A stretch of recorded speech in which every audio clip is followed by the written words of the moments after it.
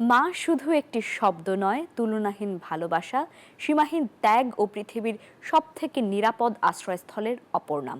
সন্তানদের মঙ্গল নিয়ে প্রত্যেক মায়েদেরই অসীম প্রত্যাশা থাকে।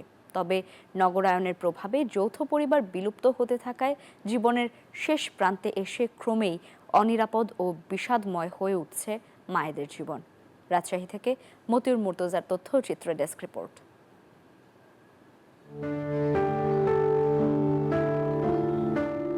মা, ছোট্ট এই শব্দের অতলে লুকানো গভীর স্নেহ, মমতা আর অকৃত্রিম ভালোবাসা।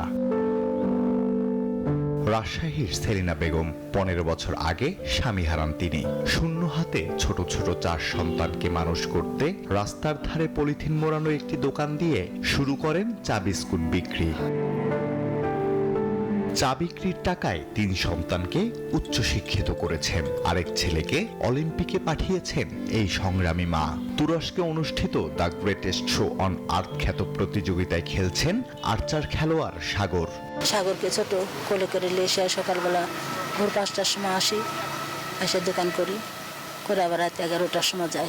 এভাবে চাই দোকান করে করে আমি 4টে ছেলে মেয়ে এভাবে আস্তে আস্তে মানুষ করি। বান্ডেল থাকলে প্রতি সেনমানিতে টাকা বাঁচবে। বিকাশ সেনমানি বান্ডিল কিনে জিতুন প্রতি লেনদেনে। আরেক মা রাজশাহীর শুক্রানা জামিল। তার বিশেষ চাহিদা সম্পন্ন 9 বছরের ছেলে তাহমিদকে নিয়ে স্বপ্ন বুনছেন প্রতিনিয়ত। যেন আমি ওকে ভালোভাবে সেরকম ভাবে মানুষ করতে পারি, যেন আর কেউ যেন না বলে যে এটা হচ্ছে প্রতিবন্ধী সন্তান, বা এরকম করুণার চোখে যেন আমার সন্তানকে কেউ না দেখে। শত বাধা পেরিয়ে সন্তানের ভবিষ্যতের জন্য অবিরত যুদ্ধ করে যান মায়েরা। শুধু ছোট্ট একটা কথাই বলি যে আমার সন্তান যেন থাকে দুধে ভাতে। ছেলে মেয়ে মানুষের মতন মানুষ হবে, ওরা উচ্চশিক্ষিত হবে, পড়ালেখা ভালোভাবে করবে। মায়েদের নিয়ে সন্তানদেরও প্রত্যাশা আকাশ সমান। আম্মুরা স্পেশাল পাওয়ার থাকে তাদের কাছে, তাদের স্পেশাল পাওয়ার দিয়ে তারা সবকিছু ঠিক করে দিতে পারে। আমার মায়ের শাসন, ভালোবাসা সবকিছুর মাধ্যম দিয়েই আমার আজকে এই পর্যায়ে আসা। আমার কাছে মা মানে একটা পৃথিবী।